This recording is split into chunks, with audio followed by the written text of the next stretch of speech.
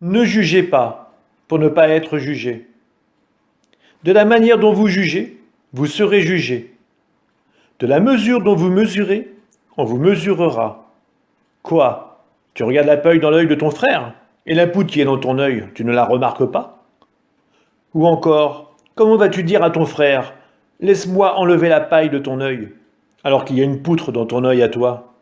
Hypocrite, enlève d'abord la poutre de ton œil. Alors tu verras clair pour enlever la paille qui est dans l'œil de ton frère. Ne donnez pas aux chiens ce qui est sacré. Ne jetez pas vos perles au pourceau, de peur qu'ils ne les piétinent, puis se retournent pour vous déchirer. Demandez, on vous donnera. Cherchez, vous trouverez. Frappez, on vous ouvrira. En effet, quiconque demande reçoit. Qui cherche, trouve. À qui frappe, on ouvrira. Ou encore, lequel d'entre vous donnera une pierre à son fils quand il lui demande du pain? Ou bien lui donnera un serpent quand il lui demande un poisson? Si donc vous qui êtes mauvais, vous savez donner de bonnes choses à vos enfants, combien plus votre Père qui est aux cieux donnera-t-il de bonnes choses à ceux qui les lui demandent?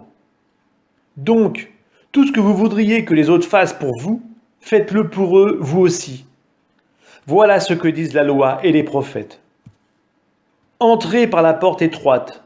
Elle est grande la porte. Il est large le chemin qui mène à la perdition. Ils sont nombreux ceux qui s'y engagent. Mais elle est étroite la porte. Il est resserré le chemin qui conduit à la vie. Et ils sont peu nombreux ceux qui le trouvent. Méfiez-vous des faux prophètes qui viennent à vous déguisés en brebis, alors qu'au-dedans ce sont des loups voraces. C'est à leurs fruits que vous les reconnaîtrez.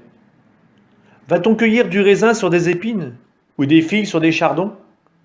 C'est ainsi que tout arbre bon donne de beaux fruits, et que l'arbre qui pourrit donne des fruits mauvais.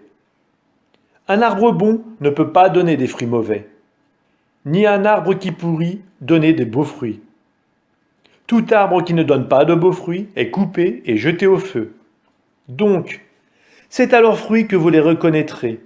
Ce n'est pas en me disant « Seigneur, Seigneur » qu'on entrera dans le royaume des cieux, mais c'est en faisant la volonté de mon Père qui est aux cieux.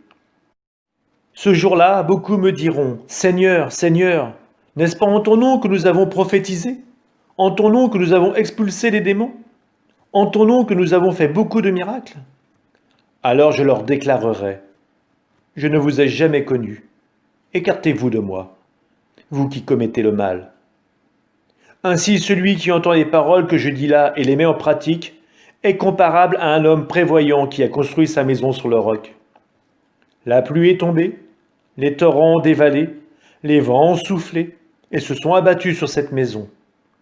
La maison ne s'est pas écroulée, car elle est fondée sur le roc.